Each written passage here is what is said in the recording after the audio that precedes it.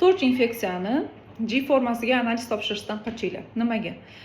To'rt infeksiyaning ikki xil formasi bor, G formasi va M formasi. G formasi qachondir shu kasallik bilan kasallangansiz degan ma'lumotni beradi.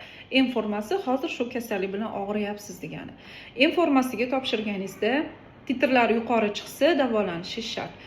G formasi chiqsa-yu sizga lecheniya yozilsa, bu shifokordan qochish kerak. Nimaga? Chunki G formasi butun umr biz bilan yashaydi.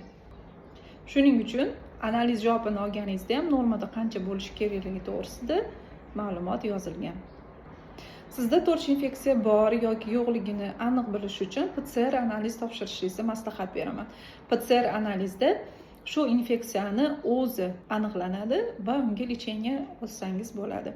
Har doim ham homilani tushib qolishi, homilani o'smay qolishi yoki homiladagi ba'zi nuqsonlar to'rt infeksiya sababli bo'lmaydi. Bunga ko'proq genetik omillar sabab bo'ladi. Shunga o'xshash foydali ma'lumotlarni o'tkazib yubormaslik uchun sahifamga obuna bo'ling.